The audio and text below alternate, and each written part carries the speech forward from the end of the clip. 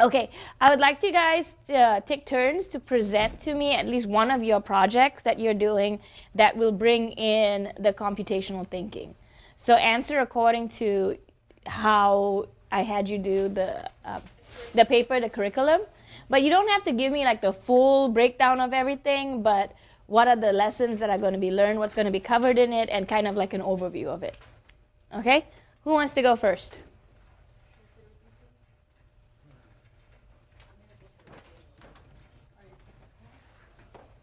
Wait, as in like, which one do we? Not the digital skill one, right? Not the digital skill. Curriculum that we just created. Yeah, the computational thinking curriculum that you did. And this is this is basically the initiation phase where you guys have the CS plus X, where you teach them what computational thinking is, what the concepts of this, and how it can help with the things they are interested in. So, who wants to go first? Oh. Okay, so tell the program, the group you want to work with, and what's the Okay. Ours is the cooking and baking program, which initially you guys might think, oh, okay, you have just recipes and stuff like that. But computational thinking is integrated in cooking and baking because recipes are versatile. So you guys obviously, you have just a guideline. But depending on whether you have food allergies or if you don't like a particular ingredient, you can always.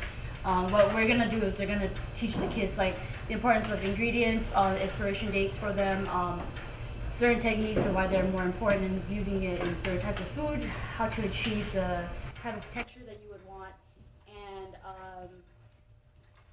substitutes for any types of ingredients that you may not have, or if you cannot consume those ingredients anymore. So that's what we're gonna go for. And what's the computational thinking concepts that you're going to make sure that they understand? How are you going to take them through the computational thinking process? So for our first part on how we're going to deal with that is we are starting off with something very basic like a cookie dough that can be manipulated into whatever thing they want. But first we're going to talk to them about what computational thinking is and what we expect out of them, and we want them to start thinking outside the box for them to start getting creative. Okay. So that's how we're gonna start having them. So that's our plan. We're gonna have that spread out for 2 weeks. The first week we're gonna apply the decomposition and pattern recognition skills. Okay. So as Gloria said, we're gonna introduce the definition to the participants, and then we're gonna introduce the recipe. Then from the recipe, we're gonna teach them to decompose the recipe and recognize the certain ingredients. Okay. And then portion wise, like how much you need, and then look at serving wise, and then like if you need to make it. Eventually we're gonna start. So we're starting from simple to like more advanced. Okay. So it's like okay, first you're gonna think simple snacks for yourself, and just for yourself only, and then like when you start getting more comfortable, and then you're gonna start thinking about okay, other people, what they might like, and like if you have to do for bigger events like holidays or that kind of stuff, then you can start multiplying, like obviously using mathematics in making the recipe for a bigger person. Okay. So how would a decomposition thing look like? So decomposition In your program. In my program, just first recognize the recipe and how to break it down.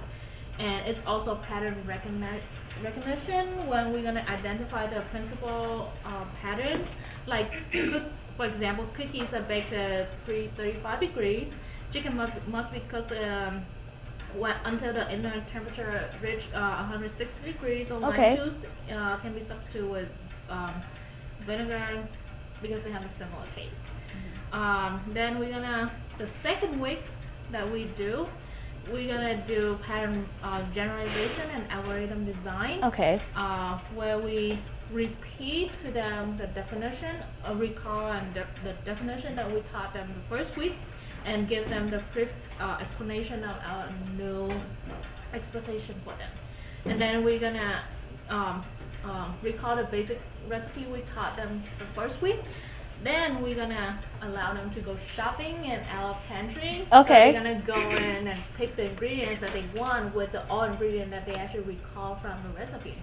And then we're gonna discuss what they want to do, that sounds good to everyone, and then they try it out. Okay. So it's try and errors method, and then after each day we write down the recipe. How do you like it or not? If it works or not, we still write it down because we want to know how things go. Okay, very good.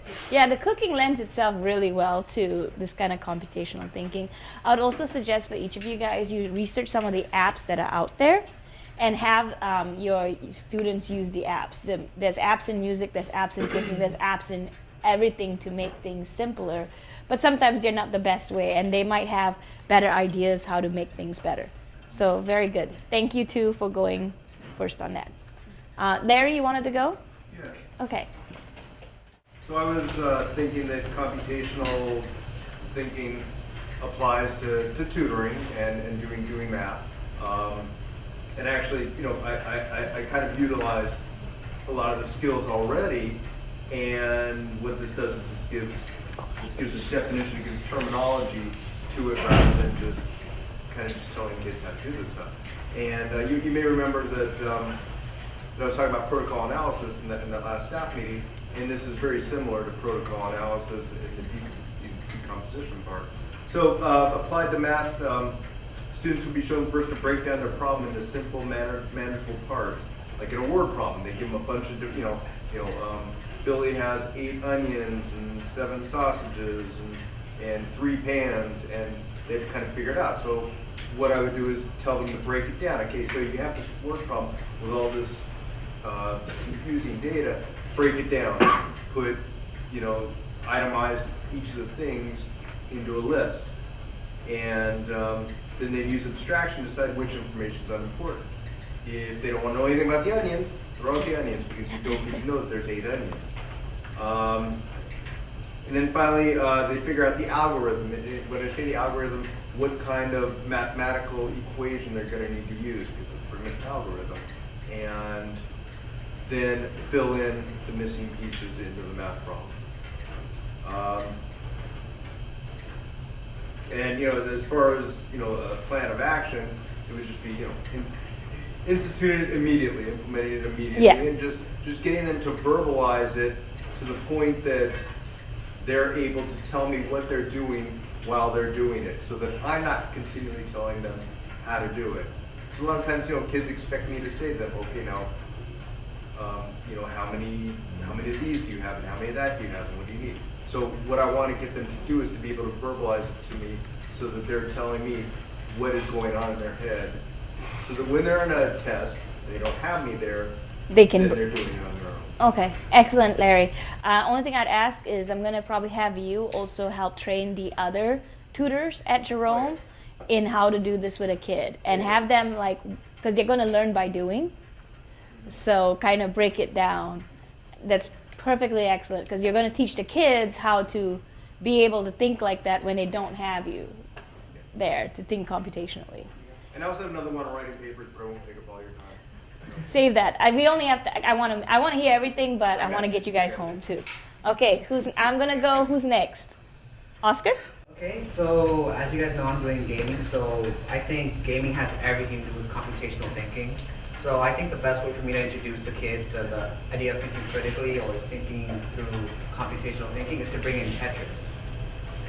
For those that may not have played it, Tetris is very specific, definitely focused on pattern recognition.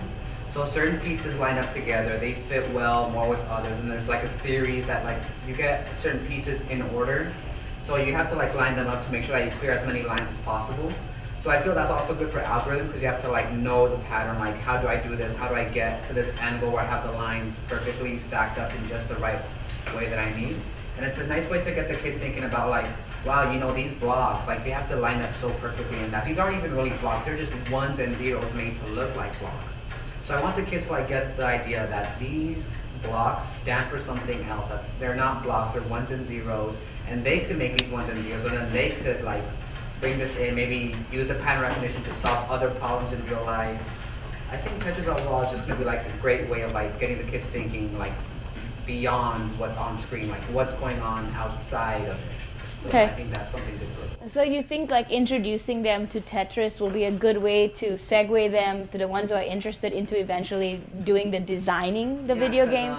There's this there's a thing called Game Salad that I remember I did in Art 195. Okay. So that kind of brings it in. I'm not sure if like maybe I could use that. And then there is also that one program that you mentioned, the one that's like 2D. Unity, yeah. Yeah, Unity. Yeah, that's the one that like I think might work best because that's like the 2D and it's hopefully I haven't tried out the software yet, but hopefully I could learn it and then I could teach the kids that like yeah, so if you program it, kind of like with the blocks, like they're programmed to fall in a certain way. If you can like guide the player to go in a specific direction and learn specific attacks to like overcome the monster, then maybe the kids will like learn like, hey, this ain't so bad. Maybe I could do this like by myself. So that's hopefully what I'm trying to get them to do. Very cool, yeah. And then Gloria will be happy Yeah, too. Gloria's on board too. Okay, George? So me and Miriam worked on the math camp curriculum. We did one that's very similar to what Larry went over. That was the first one, which we focused on decomposition. Okay. So what we focus on is same thing like Larry said, the word problems, and identifying what is being given to you and what is asked for you to do, what you're supposed to be looking for. The example that we did was several word problems on the board, and have the students work on it themselves, and then having us guide them along. And then there was another question is how to identify whether the project was successful. The first set of problems that we decided that we would have them work on it and then have us guide them. And then the second set of problems, we were going to have them do it on themselves. And we feel that that would be a good way to identify whether they picked up the material that we were trying to incorporate or whether they didn't. The second one was pattern recognition. Okay. We decided to do the specific example that we decided was Pythagorean theorem. Okay. You basically are supposed to determine. A lot of students get confused identifying the hypotenuse, which is in a lot of cases what you're asked to find. And we decided that we would give them different columns where you kind of wanted to trick them, but at the same time help them identify, because that gets a lot of students. So in certain columns we wouldn't give them the hypotenuse, and in another column we would, so they can identify what term it is that they're actually looking for. Okay. And then the best thing is to try and see what are the apps up there or the coding games, because the Google CS, the little turtle that moves around, that's very geometry based. So try to bring that part in all your programs if you can, whatever way, bring in an app or bringing a coding component where they get to kind of computerize it. Do your best. Try to bring that in. What we were talking about is because we have so many students that come from different math backgrounds.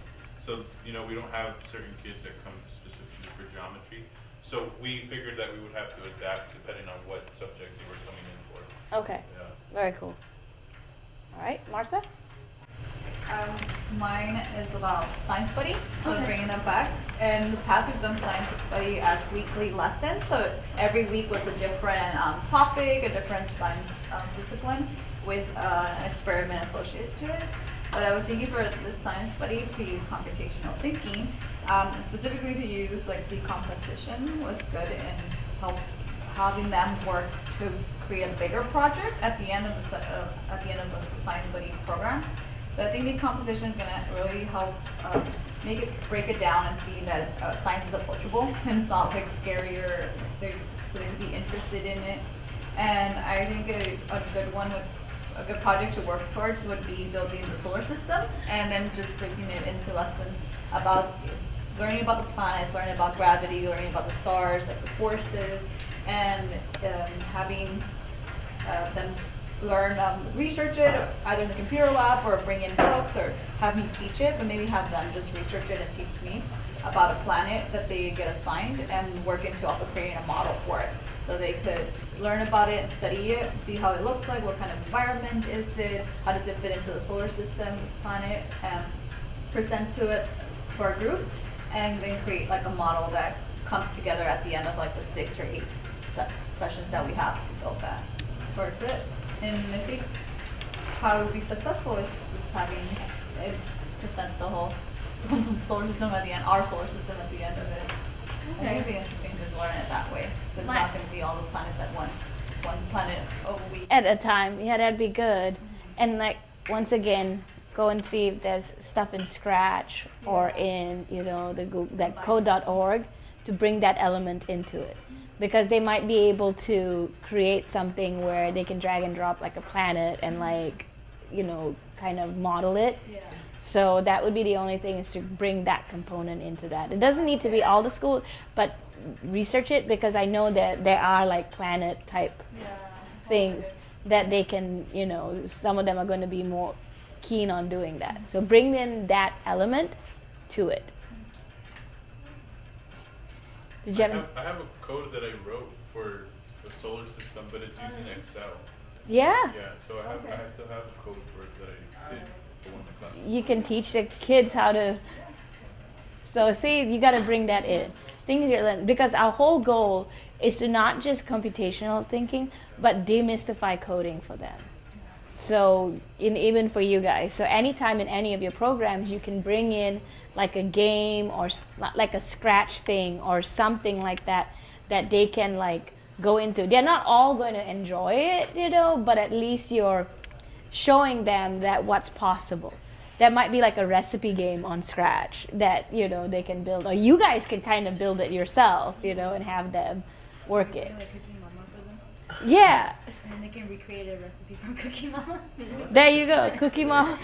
So that's the idea. Anytime they can take something tangible, take it into the computational realm or the code realm to demystify it. So so very, And then I know Larry does a story builder one that I've seen too. I'll have to show it to you. Yeah, I have to look for it. So that, like I said, so make sure that you guys are bringing that in. And if you need to reserve a computer lab or something, just let us know. Or if you need to reserve iPads, we have iPads. Just let us know and we can bring it in during your program. So during the cooking program, we can just bring in a bunch of iPads. That way it's tying everything back to, it's not tying, but it's demystifying this thing, because you might have someone who's super interested, in like a science thing that's like a chemistry or something, but they're like afraid of, they're hesitant with that. You can bring it together. It's a good way. And we could use the Google Computational Skills and create a site that all the tutors or staff people can go to with just like categories of, lists of different websites to go to. That would be, So you need to click them. that would be really cool. That's actually what the Google Toolkit is doing, but they don't have it as specific as we do. So that would be our addition to it. Yeah. Okay. Yeah, so we just have a standard website that we go to that we collect sites, or that we could add sites. And we collect activities for that we can match. I noticed they have that Google Sites app that I started looking at. Can you send us? Make websites. Yeah, send us that, because that would be good. Yeah, that way then that's our contribution to the whole thing. Because not every library is doing like cooking or like the music or the programs that we do. Every library does tutoring either. So we're bringing a whole different sort of element into this thing that people can, work off. Okay? Thank you guys. Miriam, did you do something separate or you come No, up? we worked on. Okay, cool. So find math games. There's tons of math games. Danny and Victor, you guys work together, right? Mm-hmm. Okay. So we basically thought up of basically a lesson to break down a song and show how it relates with breaking down a function. Okay. It has parts, how a song has a verse and chorus, and they repeat, and in a sense you can see that whole thing as a body of a function, I guess. Okay. And it's really just teaching them a song and relating it to the terms that we have here. So Okay. you have a verse that loops, you got a chorus that loops. You get the concept of you getting familiar with a whole function. That Okay. way, once you're already familiar with it, you can do something else with it. Be creative. You know the song, you know the lyrics, you know the rhythm. Cool. You can change the lyrics to it and still go along with the song as you go. Okay. More or less, it's really just teaching the song.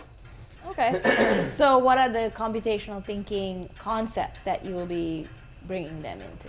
So we'll be bringing decomposition, so obviously that can be breaking down the songs, and pattern recognition, a little bit of abstraction, just for simpler terms' sake, I guess. Okay. And we're gonna go down by the river.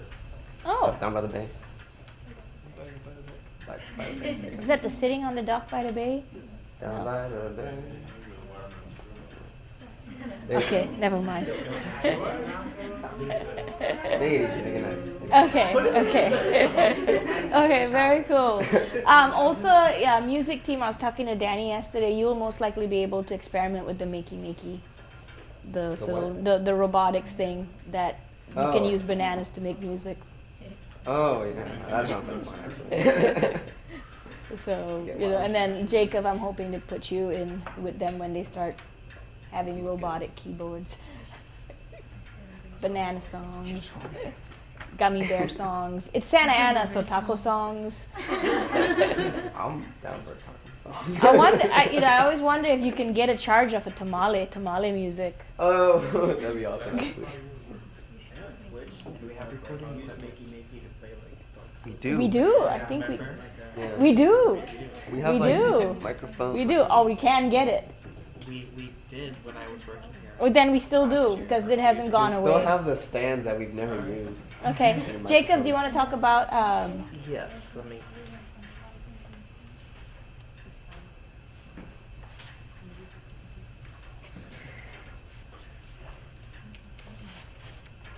So I kind of put together, like for film, I remember the video team wanted to have like refresher courses, so I did it on that. So one particular class we could have a lighting lab. So this would require the team to learn how to light a subject properly using 3-point lighting for interviews. And the computational thinking that could be involved here is algorithm design because it involves a lot of step-by-step instructions. It's very particular how you light a subject. But the ideal conditions aren't always available, so a lot of techniques are involved to improve your situation. Okay. Lighting labs can also take like a few hours, so because there's just a lot of equipment and experimentation involved just to make everything work. But the lesson plan would definitely involve decomposition, just going through all the equipment, what lighting is and how it works and why we do it the way, what kind of lighting achieves what kind of look and purpose. And then the lab itself would be a lot of algorithm design. And how I know if the project will be successful is if the team can properly, successfully light a nicely lit subject using the proper steps and in a timely manner. Okay.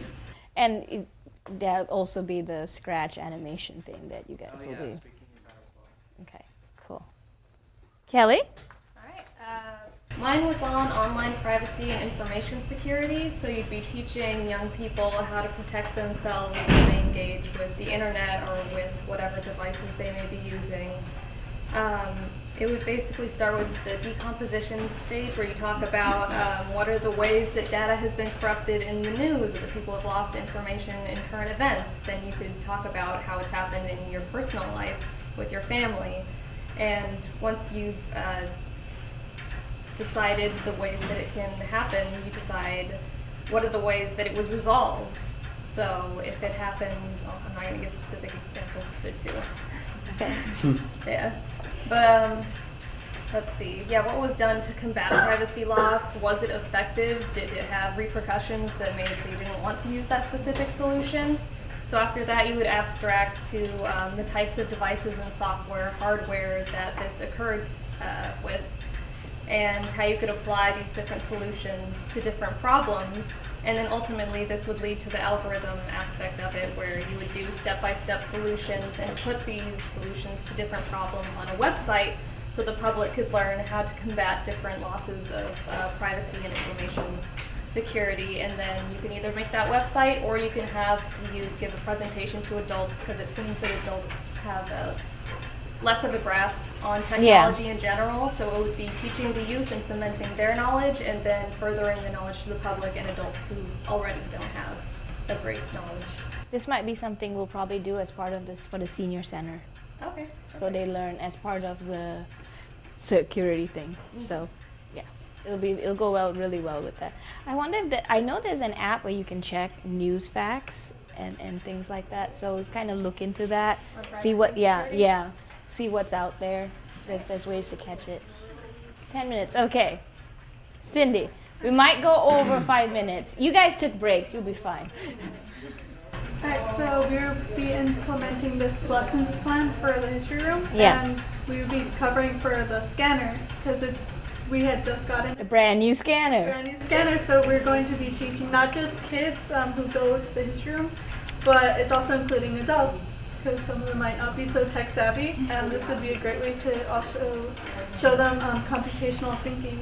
And the way we would break it down is with decomposition and just showing them the basics of what the scanner is, what its functions are, and then with the steps by steps we show them algorithms, because with each steps there's certain rules you have to follow in order for the machine to work, and that would show kids and have them comfortable with learning the history room machines, but also with the terms of computational thinking. Yeah, and it definitely is depending on lighting and depending on blurry, there's definite numbers that you can set up.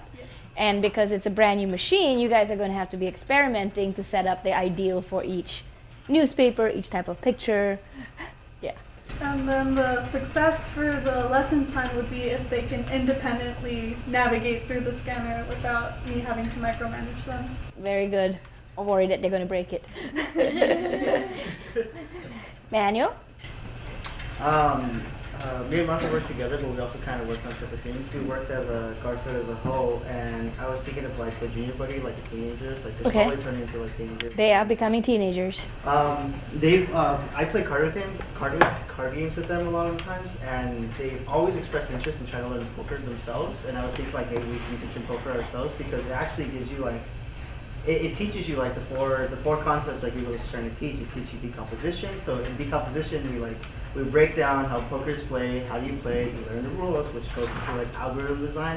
Like the entire thing has rules that you follow. Everybody follows the same set of rules. Everybody's up to 5.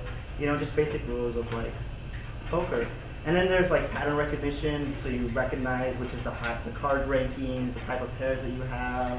There's also like pattern recognition in like your friends and poker's faces to see like, oh, if he smiles, that means he's got a good one. If he doesn't, like it's a pretty bad one. That is pattern recognition, So, yes. At the same time, it's also like abstraction, because you're thinking ahead of time. Like you look at your hand, you go, oh, okay, I can maybe work with this, and you look at the bottom like 2 whole hands you have. You're like, maybe I can work with this. Maybe I'll fold. Maybe I'll raise or call. It's like stuff like that they can use. And like I was thinking that maybe we can like teach them and like help them like, hey, this is what it actually teaches you using these words. The words that Google kind of like wants us to use, and so we can get them.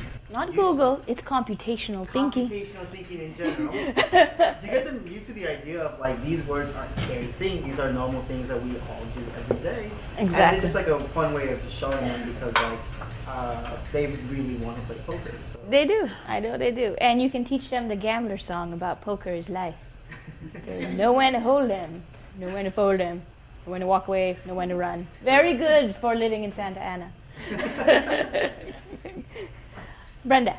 So I focused on arts and crafts because I do a lot of the arts and crafts down here, and I do a lot of the arts and crafts specifically for like the birthday bashes and all that stuff. So I'm gonna let the kids help me. So that's an improvement. And I will teach them these skills as they're helping me, because I know I'm very picky with my crafts, and I'm gonna try not to be as picky. So it starts in decomposition, because you see like the craft as a whole, and then you have to look at different colors and how those colors are connected to like the big picture. For like example, like the Christmas trees, like how you can see you start with like the big picture, and then you separate it into different sections, like the ornaments that go on it, the like trunk that goes on it, and things like that. And that helps them recognize patterns too in like the different crafts. It's all just one simple like method. It's just applying it to different types of crafts. So